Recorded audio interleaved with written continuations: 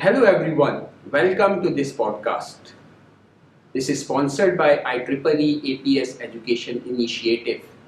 In this podcast, we will be talking about 5G, some of the conspiracy theories around 5G, and prediction about 6G. And with us today we have our guest, Professor Muhammad Ali Imran from University of Glasgow, and some of the PhD students, including Kenichi. So let's talk about what is 5G. So Professor Muhammad, what does this G stands for in these generations? So mobile telephone technology has developed over several generations. So this G stands for the generation number, right? So it started with first generation, second generation technology. Both of them, they were analog, right? One of them just started mobile, the other one really perfected it in terms of technology. Then we moved on to digital as well in 2G and started to give some digital messages and so on. But then 3G and 4G together did something wonderful with digital connectivity, starting this revolution of social media and creating big giants like Facebook and many other companies, which allowed people to also produce their own content. So that was 3G and 4G. Now we are entering a new era, which will be started by 5G and maybe perfected by 6G. And that will involve online gaming, it will involve massive number of internet devices connected through the internet and being controlled by humans from remote locations, and then healthcare revolutions and many other things. So how this 5G is different from 3G, 4G, 2G? You gave answer to some of the questions, but so as the need or the demands on this technology kept on increasing, the technology also evolved. It had to find more and more powerful ways of serving people with their expectations and needs. And one of the major differences that 5G brings on the table compared with 4G is opening up wider spectrum. So there will be new frequencies that will be used, and these frequencies haven't previously been used very effectively for cellular or mobile communication. For example, we will have millimeter wave bands that will allow us to have massive MIMO, which means many antennas on your mobile device as well as many antennas on base stations. And this will allow us to more optimally use this spectrum to meet high throughput demands, larger data rate at higher speed. At the same time, we are also developing new technologies as part of 5G, which allow us to, for example, reduce the latency of data transfer from point A to point B and allow us to connect more devices in any given unit area. And that is achieved by densification of the cellular infrastructure. So you have more radio base stations deployed on ground per unit area, and they can cater for higher demand of connectivity per unit area. let's talk about dismantling 5G conspiracy theories. So this new technology seems so scary. So what do you think, Professor Muhammad? It's not the only technology which seems scary.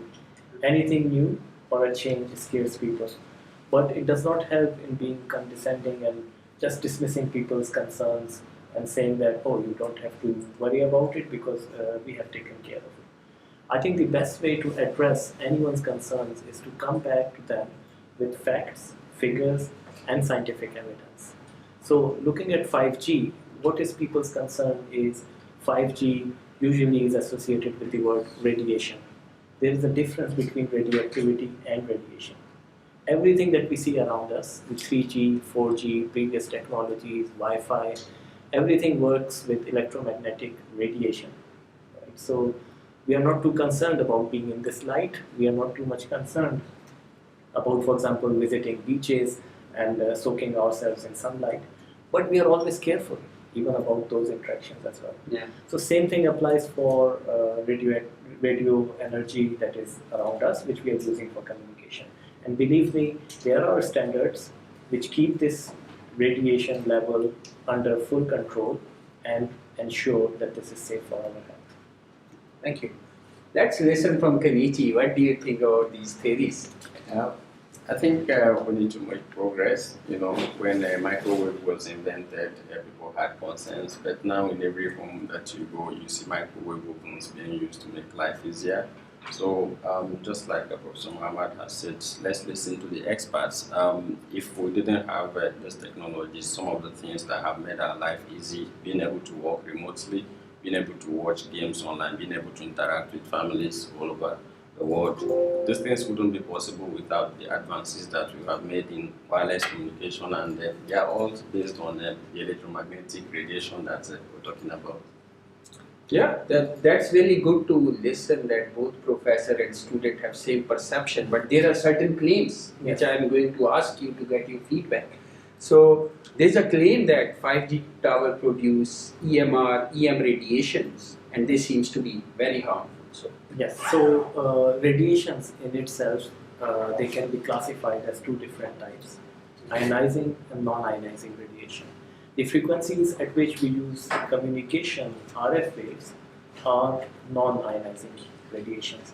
So in other words, they are significantly less or relatively very unharmful radiations. The only harm they can probably make is if you use them in very high power at very short distance, then they can even warm your body up. They can warm the cells, and they can even, like the principle of microwave, right? So in microwave oven, we have hundreds or thousands of watts of radiation, which is warming your food up, right? Yeah. But we are not exposing humans at that level of radiation. If a human is standing few meters away from a base station, the power level is microwatts, right? So millions of times less than the power that we use in a microwave to cook food. Both of them, they are non-ionizing radiations. Now if we go to very high frequencies like X-rays and other rays, then of course there is this ionizing radiation which can be harmful if your body is exposed without any safety measures onto those. But we are not operating in those frequency ranges for wireless communication. that's really good. So the next claim is that 5G millimeter wave, that's worse than microwave. So this is like standing in a microwave oven. So how you? I think partly I have addressed this in my previous answer, but to be more clear about this one, microwave itself at low frequencies is not harmful. Similarly, even using millimeter wave, if you use same level of powers as a microwave oven uses and same relative distances as a microwave in terms of its wavelength uses to warm the food, you can use millimeter wave to do similar things as well. But what we are doing is using it for a different purpose at a very, very safe power levels where it only provides information or messages capability to travel from point A to point B. It's not used to warm your body or your tissues or your cells, and it is not ionizing radiation. Yeah. So let me ask Kenichi about one claim, which was the COVID-19 pandemic started only because 5G towers were being installed. Well, this conspiracy theory has already been dismantled over and over because, as it happens, COVID spread around the world, even in countries where there was no 5G. I'm from Nigeria, and there was no 5G in Nigeria, and there was still COVID-19 in Nigeria. So this was just an unfortunate coincidence. There's no correlation between 5G radios and the COVID-19 pandemic. If I can add, even if there is a weak correlation that people can show in cities, it's more, or in cities where 5G was deployed, there were higher incidences of COVID-19. This is statistical correlation only. It does not always mean causation. So you cannot say 5G is a cause of this just because these two things happened simultaneously. Mm-hmm. So there is a scientific process by which we establish that X has caused Y, and there is no evidence to say 5G can cause Z. So there is another claim. So there are so many claims in the literature about 5G. So next one is I have seen pictures of engineers installing the 5G equipment with special suit on. So this gives feeling that there is something fishy, there is something dangerous. So how do you know, just looking at that picture, that they were wearing that special suit because of the fear of 5G radiation? You have no evidence again. The reason is because many times when these engineers are going on high altitude towers, they have to safeguard themselves from the nests or these bugs. They create some nests there, so these bugs can attack these engineers as well. So sometimes they're wearing those scary looking hazmat suits to protect themselves, right? So not necessarily to protect themselves from the radiations coming out of that cell. Yeah, Kenichi. Yes, just to add that the fact that there are actually animals that live on 5G towers, the bugs and all that, it means that the radiation can't be that harmful, because if we were harmful, it would have killed off the animals that come up there to make their nests. So the engineers are just trying to protect themselves as well as protect the equipment that they are also trying to service by covering themselves up properly. So I would turn it around and advise those people who get scared by seeing people wearing hazmat suits that they should be reassured that these people or these engineers are still scared of finding some bees close to the 5G radio, right? That's what they are wearing. Why people should be excited about 5G and why you are excited about 5G? I would say, Dr. Kamal, it will bring a revolution to the smart cities. So this is one of the things I'm very excited, and it will shape the future. You will be. So I think that 5G will enable or give us high-speed communication ways to. Because I'm a game lover, so I think it could realize the cloud games, which that could help us get rid of the hardwares and the consoles. We don't need to spend a lot of money to purchase a graphic card. So we're just using the stream, the live stream to play games in a remote way. The reason of excitement of the 5G is that the higher data transfer rate, as well as it will help for automate the system such like IoT. It also help for the healthcare systems, as well as many advanced equipment will be based on the 5G, and it will be helpful for the worldwide. So there are a few reasons I'm excited about 5G. First of all, I come from a place where farming is still highly underdeveloped, and then by bringing in Internet of Things into agriculture, we can improve productivity and help farmers to know when to farm, know when to harvest, know when to do irrigation, add fertilizer, etc. The capabilities of devices that we're talking about are not something that can be accommodated by 4G. That's one. There's another reason. I love football, and we've seen just during the pandemic how we could not go to stadium. So with 5G, we can have immersive virtual reality experiences that will give someone the experience of actually being in a stadium just by wearing a headset and staying in their homes. And then that way, we can connect far more people to all our live concerts and football events and other entertainment venues. And then there's the idea of its use in healthcare as well. Again, I come from a developing part of the world where our hospitals are not top notch. So with 5G can actually enable remote surgeries. Doctors, experienced doctors from different parts of the world, giving real-time assistance to people as they are in operating theater. So these are just a few reasons, but I could go on. I'm really excited for 5G, and I can't wait for it to become a reality. No, that's indeed good. Actually, why I am excited about 5G, one, there was a time when we were having like big transmitters and it was containing huge space and people were just afraid of that. But the moment I saw the 5G test bed, which is like just this much size, you can just imagine that how technology has advanced in a way. So that's why I'm very, very, very excited that how I can be a part of this technology. Thank you. Let's talk about 6G now. So Professor Muhammad, when we are expecting 6G to be coming out?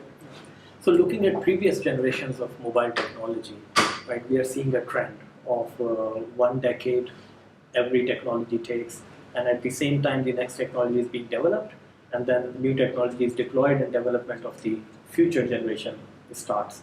So just by the beginning of this decade of 2020, what we have seen is that 5G is now being deployed. So it's a mature technology more or less, right? And of course it will evolve over the years, but at the same time we have started developing 6G. So you can expect some early versions of 6G ready to be deployed in early 2030s. So Kanichi, what new you were expecting in 6G? Because you talked about gaming, you talked about healthcare stuff in 5G. So what are your expectations? Well, whatever 6G is going to be, one thing is sure, it is going to be better than 5G. For one, I am sure we're going to be looking at 1 terabits per second data transfer speeds, and I know that's going to enable a lot of things like driverless cars, autonomous vehicles, and autonomous aircraft, which will enable us to deliver food, medicine, and other essential necessities to rural areas, people who might not necessarily have access to these things. So that's already something to be excited about. Yeah, let's listen from Professor Mohammed. Yes, I think 6G will also provide us the ability to do something wonderful with RF waves. We have been using them for communication for a long time. Now we want to use them for dual purpose, not just communicating information from point A to point B. We also want to use them to sense different features, different contexts happening around us, different health vitals on our body. So people know that we can sense these things by wearing certain sensing devices. Can we do that without wearing any of those sensing devices remotely? That's what 6G might enable by exploiting the unexploited capabilities of RF waves to sense different things. So you talked about really interesting use cases for 6G and communication and sensing. So Professor Mohammed, do you have any idea how we could possibly achieve those things? So what sort of performance we can achieve and how, which is very important. In order to maintain and actually meet 5G's very, very high demand of speed, latency, as well as number of connected devices, we have nearly fully exploited the current available resources for delivering those services over RF waves. So we have to look for new avenues. And one of the major change that 6G might have to rely on is now opening up communication on new spectrum. Right? So for example, exploiting terahertz as a band. But there is a big problem there because terahertz has a shorter range and you cannot use terahertz very efficiently for mobile communication. So a fundamental change would be that although 5G is a mobile communication system, but we are not always on the move. Right? A majority of the time we are using 5G while sitting on a specific point and not moving. So can that traffic and can that use of mobile technology while you are not moving be shifted onto a new spectrum? That's one fundamental question. I think 6G will address that by exploiting terahertz band. But more importantly then, can we go in terms of densification of cells even further than what 5G has achieved using millimeter wave band and other bands? The answer is yes. There is no limit on how dense you can make the network if you can manage the mobility challenge. So that's new technology that 6G will be exploiting. Yeah, so with this answer, I would like to thank both the speakers and all the other speakers who talked about and educated us about what is 5G, some conspiracy theories and predictions about 6G. So with this, thank you very much. And we'd also like to thank the IEEE for sponsoring this episode. Thank you very much. Thank you.